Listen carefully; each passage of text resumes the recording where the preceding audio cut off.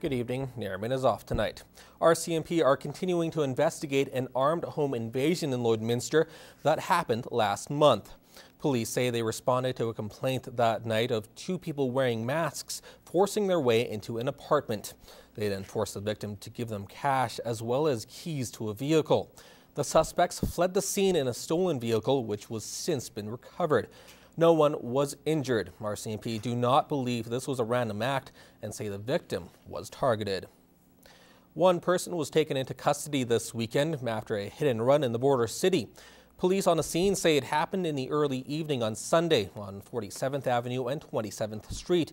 The suspect was found shortly after. The victim was not seriously injured. Police are still continuing to investigate. No other details are available at this time. RCMP are investigating after bones were found in the burned ruins of a Meadow Lake area home. Police say they were called along with the fire department to a home in the rural municipality of northwest of Saskatoon last Wednesday. The homeowner couldn't be found at the time. Investigators trying to determine the cause of the fire discovered bones in the rubble. The Major Crimes Unit in Saskatoon was contacted along with the coroner's office. A domestic dispute over the weekend revealed a marijuana grow-op on one couple's family farm west of Mundare. RCMP responded to the call just after 1:30 Sunday afternoon. Police found 92 grams of marijuana inside one of the suspects' cars. After executing a search warrant Monday morning, RCMP discovered a sophisticated growing operation in the back room of the barn. All evidence was seized, including nearly a garbage bag full of marijuana leaves, 50 seeding plants, and growing supplies. A 44-year-old man and his 44-year-old common-law wife face numerous charges, including production and possession of a controlled substance. According to a recent study by Stats Canada, 80% of Canadians will experience back pain, and a large portion of them are made up of farmers. The long hours spent on machinery, seats are often bumpy and the vibrations are hard on their bodies. Annika Notbate reports on these findings and what seat technology is out there to prevent the pain. Gord King knows a thing or two about farming. He's been doing it all his life and also works at a farm machinery dealership. He agrees that back pain is common, but newer technology is coming out all the time to help combat the problem.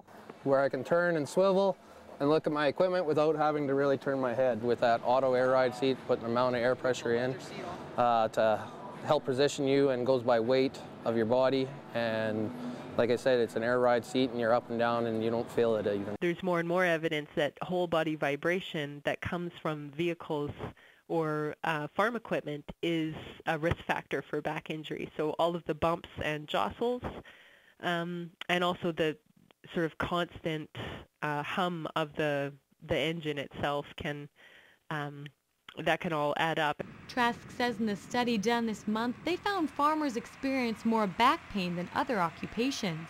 When you lift on a farm, you just lift. You don't worry about your back or anything. You just go to work and lift. That's how it happens. It's the most dangerous business in this world. It is. We take chances that we never should take.